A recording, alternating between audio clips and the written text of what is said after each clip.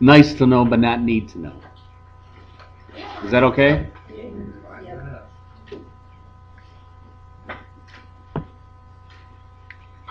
Here's your objectives.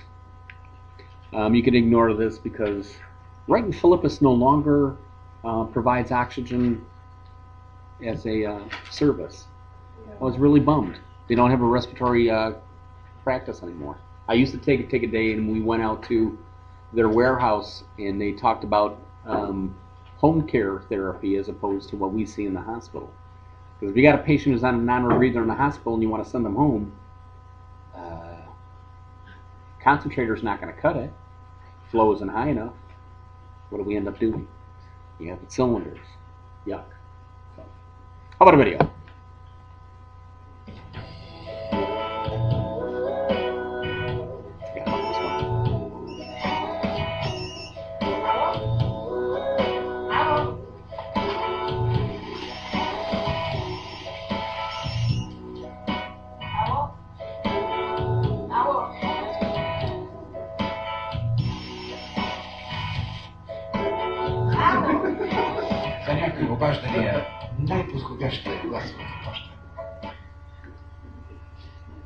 We'll skip through these because you've already had them.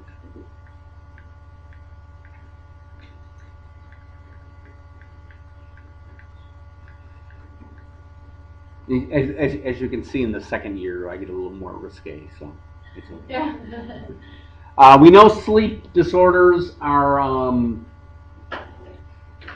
more significant than we initially thought. When I first set up a sleep lab, my medical director said, why are you doing it? There's no problems with sleep, and it turns out that 10-12% of the population has a sleep disorder, to the extent that most of the time it's undetected until some other event ends up happening, and the sleep disorder is often associated with other comorbidities like congestive heart failure and COPD for that matter. Just some examples of sleepiness or fatigue: the Exxon Valdez, 3 Mile Island, the Challenger. As far as some of the people who should have picked up on the fact that there was, I think yesterday was the anniversary of the Challenger going down. Somebody who should have noted that there was some defect present was sleepy.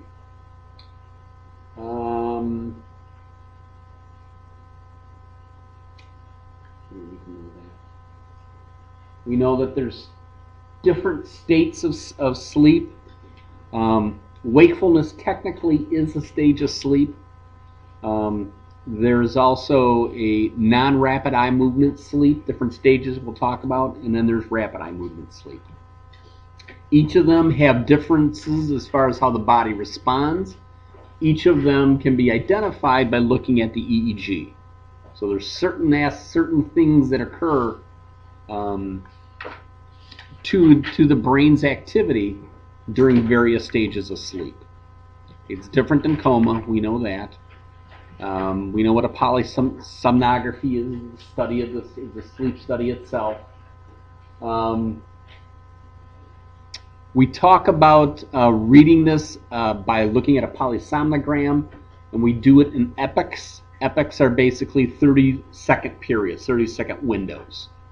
So we have somewhere between 6 and 8 hours of monitoring that we do, and we keep looking at these little chunks as we go along. We're monitoring not only the EEG, the eye movement with an EOG, and we're looking at muscle movement with an EMG. We also look at airflow, both oral and nasal, to identify when you have air movement, because you can have chest wall movement without airflow movement. That's why it's obstructive. We're going to look at pulse oximetry. We'll actually monitor sound. How exciting is that? For snoring. And obviously EKG also.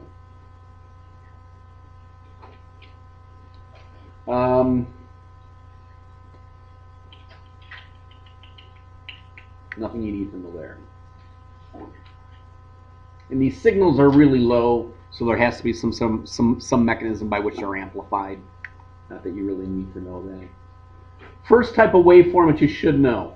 because there's 4 of them that I wanted to focus on. One is called beta waves, and they're basically what you would see right now if I were to put an EEG on you, because you're all awake at this point in time, which is amazing. Because hearing me talk, I would put myself to sleep. Okay. They're the busy waves, very rapid, very high frequency waves, low amplitude. Okay. Technically, they're more than 13 hertz. You don't need to know the number, but just know that they're busy. These are beta. These are normal, awake waves. You also see them as you start drifting off in stage 1. Second type, alpha. A little bit slower in duration, or in frequency rather. So the distance between individual waves gets wider, and these are much more relaxed. And these are what you end up seeing bursts of. In between those beta waves, it slows down a little bit. A little burst of alpha, speeds back up to beta, slows down to alpha. This is as we're drifting off in stage 1. Okay, so beta is normal. Bursts of alpha tell me that I'm starting to fall asleep in stage 1. Yes. I'm not going to give you a waveform and say which one is this. But you should know that beta is very rapid, and as it's these little bursts of slowing down, we're drifting off into stage 1. Then you get ones that are very, again, slow, but very high amplitude. I'm sorry, this is low amplitude. I'm theta. I'm doing the K complexes. Theta waves. These are, again, stage 1, leading into stage 2. Delta waves are the slowest of the 4 types, very high in amplitude, and these are our deep sleeps. D, delta, deep. B, beta, busy.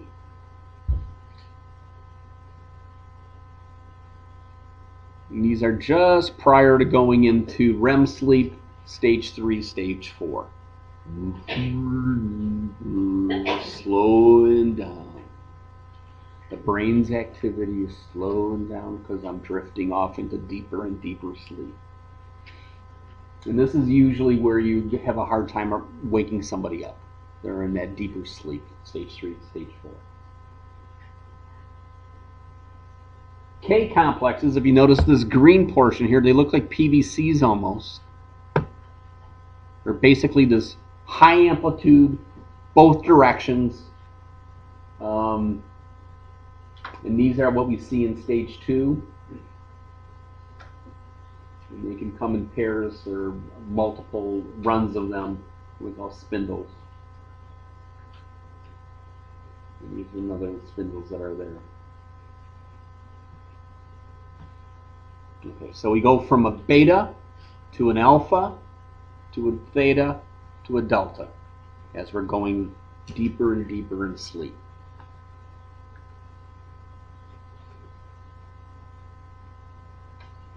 When you get to REM, you almost have what they call sawtooth waves. They're slow like a theta wave, but we're going to look for, at this point, eyeball movement. Under normal sleep, the eyeball doesn't move. When you get to REM, it does. As the name implies, rapid eye movement sleep. You should know the difference between a hypopnea and an apnea. Apnea is cessation for 10 seconds or greater. Hypopnea is just basically a shallow breath that you end up seeing. And we monitor this with a thermocouple, which is basically just looking for temperature change due to airflow. And as we're calibrating this, we actually ask the patient to blink to identify the ocular muscles being contracted. Here it's looking at an EMG of the jaw, when they yawn or snore. Here's a thermocouple. You can see it measuring airflow. It's already not off. And then they're amplified. You should know what a respiratory disturbance index, put a star by this one, It's basically the sum of the number of apneas and the number of hypopneas per hour. Normal is something less than 5. We all have some degree to which we go apneic, or we have a reduction in airflow. It's greater than 5, and we end up having a sleep disturbance. And that's one of the ways we can classify a sleep disturbance as moderate, severe, etc. 6 stages of sleep. 6 stages of sleep, one of which is wakefulness. Then there's the non-REM, uniquely named stage 1, stage 2, stage 3, and stage 4. And then finally REM sleep to make up our 6 stages. Wakefulness can be with the eyes closed, but we just are not gotten to the point where we're seeing those alpha waves appear.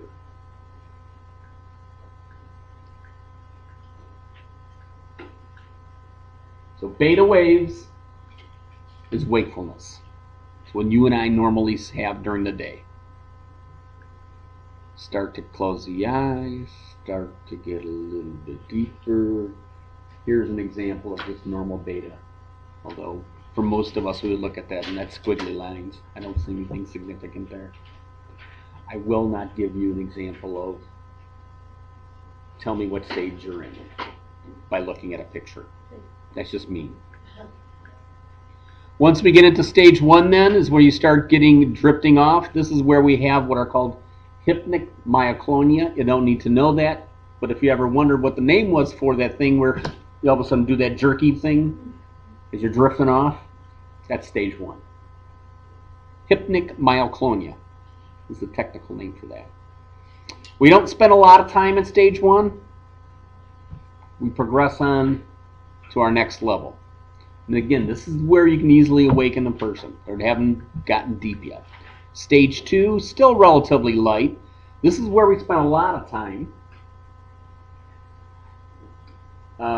overall, but it's in short bursts as we go. This is where we see the K complexes appearing.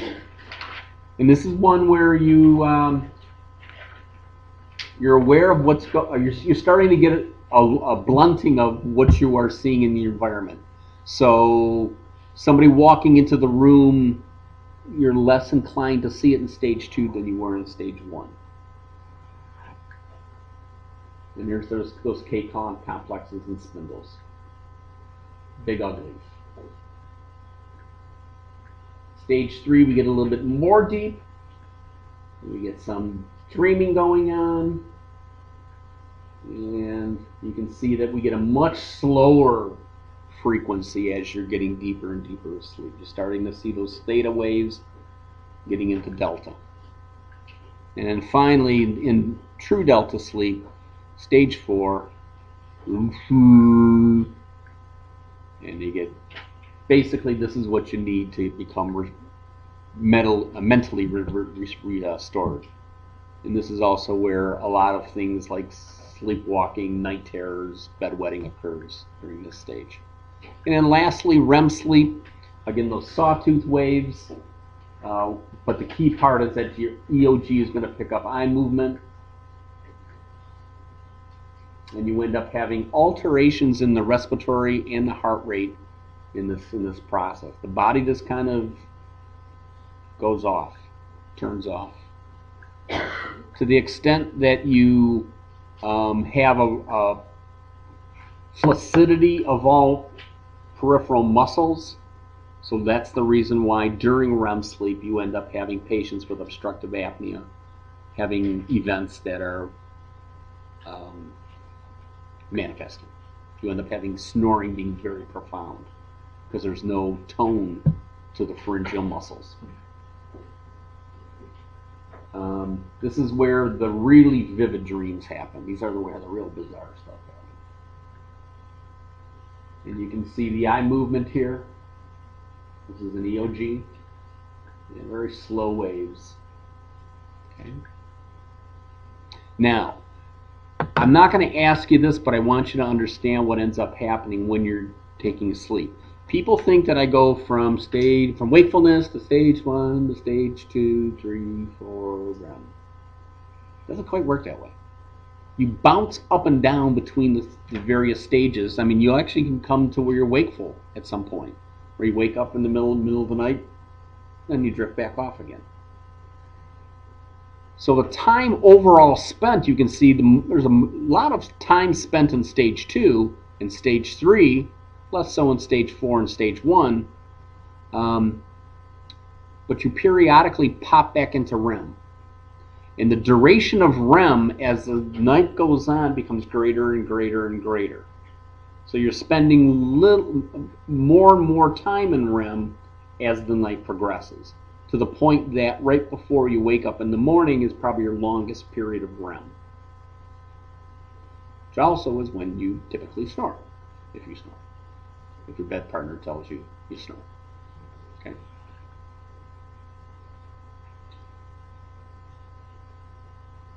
A couple other terms that you should be aware of. Sleep latency is just basically how long it takes you to fall asleep.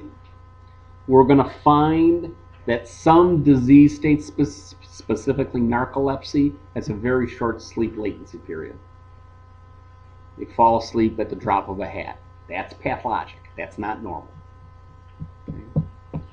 Normally, you should end up having a couple of awakenings throughout the night, and you change body position quite frequently.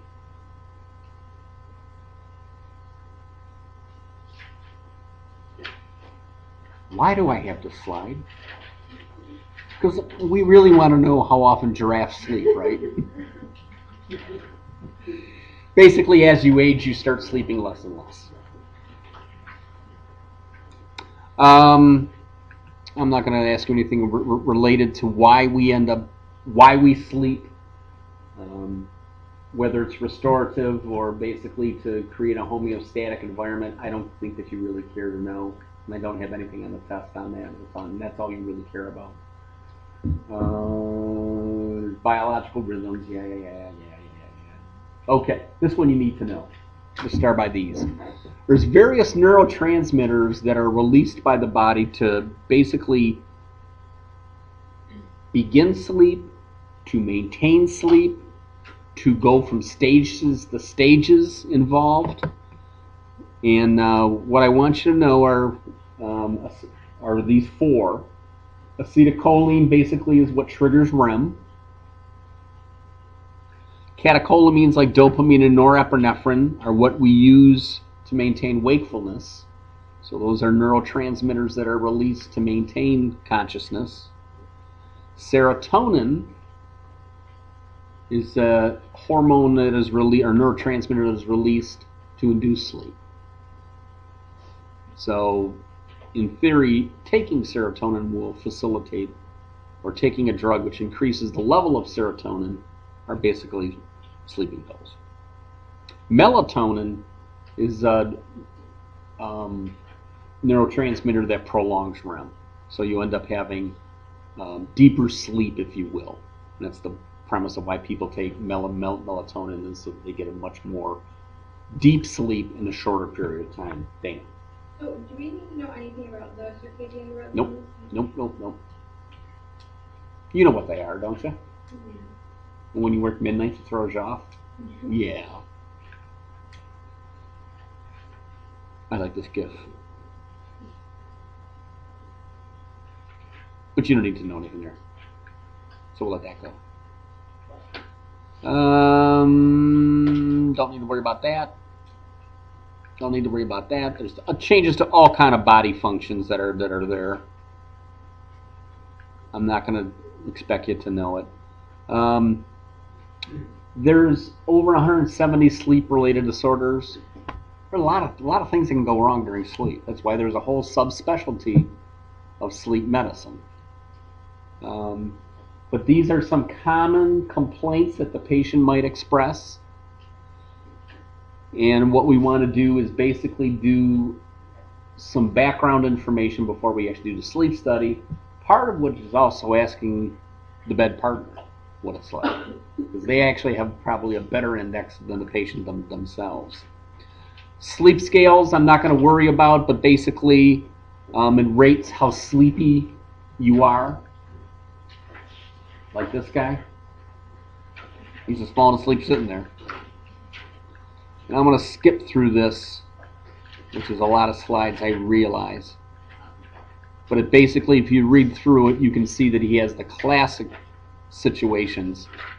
19-inch collar, which is awful large, meaning short fat neck syndrome. So these are some of the different disease states that we end up seeing. Let me just briefly go through them. Insomnia, you know what that is. Basically just can't fall asleep. Hypersomnia, too much sleep. This is what I want you to know, narcolepsy. Narcolepsy is basically where you end up having a latency period that is seconds. Within 30 seconds, you're falling asleep. It's often associated with cataplexy.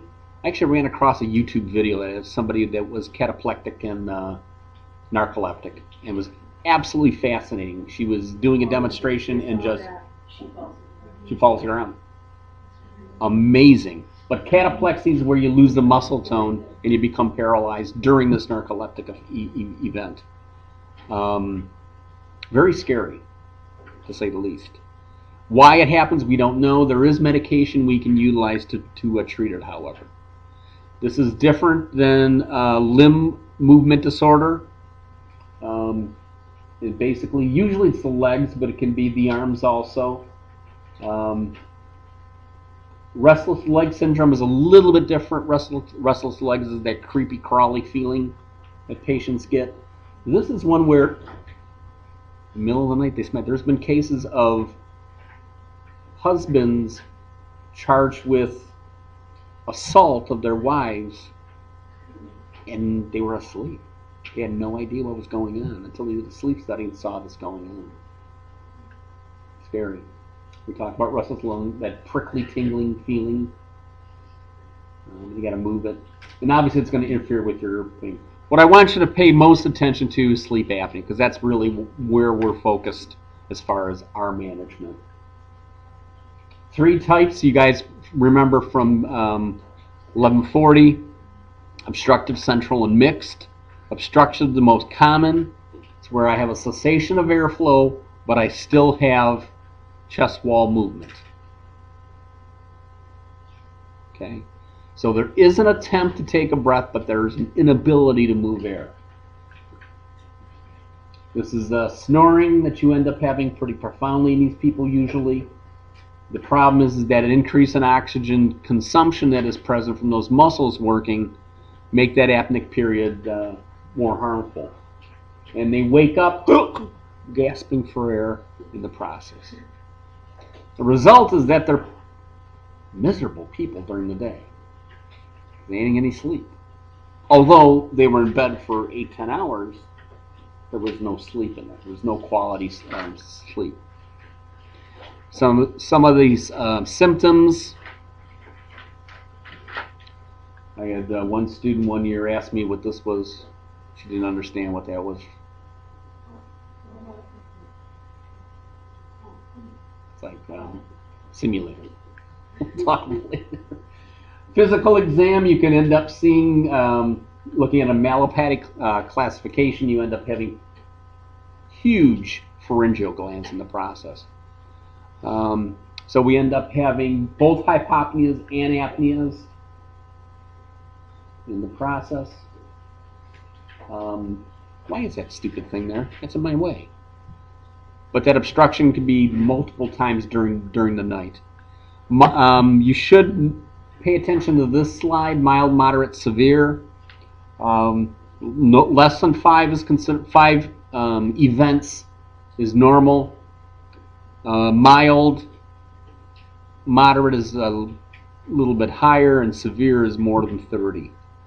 And that's where we need to really take a look at. Especially, I mean, when I was when we set up our sleep app, we had a guy who was a bus driver who had OSA, and he was falling asleep. Not a good profession to fall asleep in. Three different types here. Here's obstructive. Nasal airflow or oral airflow is gone, but the respiratory effort, both chest wall and abdominal movement, is present. So it's obstructive in nature. And there's one specific disease called Pickwickian Syndrome, which basically is associated with the chronic CO2 elevation. Often the patient is obese. And then there's central apnea, where there's no respiratory efforts and no airflow. So basically it's a paralysis that goes on. And then there's the mixed component, where it's a little bit of both. So there's central. And management of this, what do I want to say? Am I going to ask you anything on this? No. Uvulopalatable pharyngoplasty. Go in and do a rotor-rooter on the throat. Normally the way that we treat it, though, is just with a CPAP. Very, very effective if the patient's compliant. That if is the problem.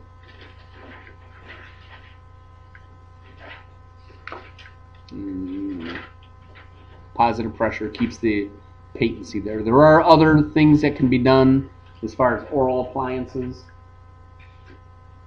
Here's where the jaw was actually mechanically moved to prevent the tongue from falling back. Pretty drastic.